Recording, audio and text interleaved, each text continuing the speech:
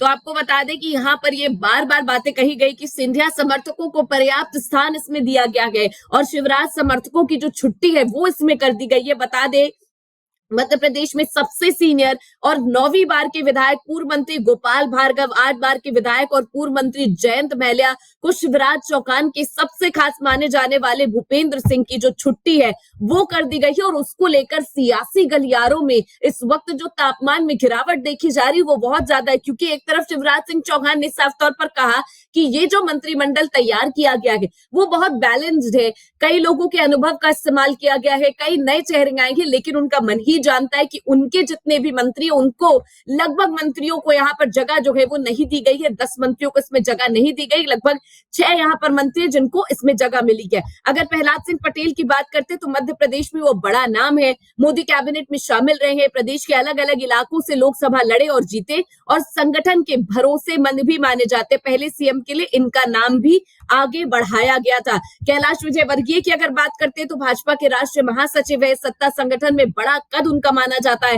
केंद्रीय गृह मंत्री अमित शाह के बेहद ज्यादा नजदीकी और ये इंदौर वन विधानसभा से जीतकर आए थे। राकेश सिंह की अगर बात करते हैं तो सांसद से विधायक बने राकेश सिंह शिवराज सिंह खेमे के माने जाते हैं और ये भाजपा के प्रदेश अध्यक्ष जो है वो रह चुके हैं और संगठन में उनकी अच्छी खासी पकड़ जो है वो भी मानी जाती है और भाजपा के समर्पित जनप्रतिनिधियों में भी वो शामिल बताए जाते हैं। विश्वास सारंग की बात कर लेते हैं, दिवंगत है और पूर्व सीएम कैलाश सारंग के बेटे जो है भाजपा संगठन में अच्छी पकड़ रखते हैं। शिवराज सिंह चौहान सरकार में यहाँ पर कैबिनेट मंत्री रह चुके और एबीवीपी से राजनीति करने के बाद यहाँ तक वो पहुंचे हैं। राकेश शुक्ला की अगर बात करें तो वो मेगांव सीट से विधायक है और तीसरी बार चुनाव जीत चुके हैं और आरएसएस से जुड़ाव के कारण उन्हें मंत्रिमंडल में जगह दी गई है, ऐसी सियासी जानकार ये चीजें मानते हैं। गोविंद सिंह राजपूत की अगर बात करें तो सागर के सुर्खी से 5 बार से विधायक रह चुके, पहले कांग्रेस में थे और भाजपा में आपको बता दें कि दूसरी बार मंत्री बने हुए हैं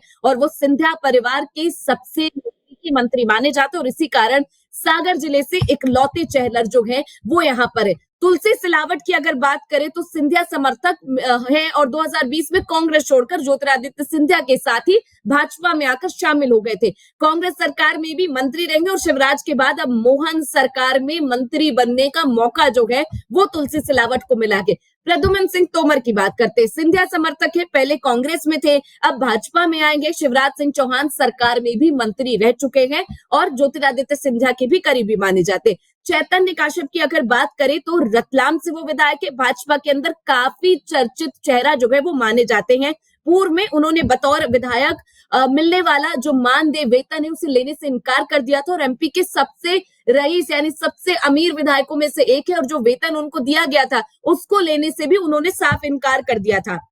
इस वक्त जो तस्वीरें हैं वो हम आपको लगातार दिखा रहे हैं कि किन किन लोगों ने यहाँ पर मोहन यादव और साथ ही साथ राज्यपाल यहाँ पर मौजूद है और इनके साथ ये ओथ है, शपथ जो है वो अपने पद की और गोपनीयता की ली थी और उन्हीं के बारे में हम आपको जानकारी दे रहे हैं। नारायण सिंह कुशवाहा की अगर बात करें तो ग्वालियर दक्षिण से वो जीत कर आए, 4 बार के विधायक और ये ओबीसी वर्ग का चेहरा माने जाते हैं। और अगर संपत्तिया उइके जो है उनकी बात करें तो भाजपा ने पहली बार विधायक संपत्तिया उइके को कैबिनेट में जगह दी है और वो हायर सेकेंडरी तक पढ़ी हुई है और भाजपा ने उन्हें बतौर आदिवासी चेहरे के रूप में कैबिनेट में ये जगह दी है जो कि बड़ा चेहरा माना जा रहा है। विजय शाह की अगर बात करें, विजय शाह को एमपी में आदिवासी नेता के तौर पर बहुत अच्छा नेता माना जाता है और वे शिवराज सरकार में भी मंत्री जो है वो रह चुके। पार्टी ने एक बार फिर उन पर भरोसा जताया है। भाजपा संगठन और संघ से इन सभी पर किस तरीके से भरोसा जताया कि उसके बारे में भी चर्चा करते। बतौर कैबिनेट मंत्री मोहन यादव सरकार में शामिल किए गए उदय प्रताप सिंह, करण सिंह वर्मा,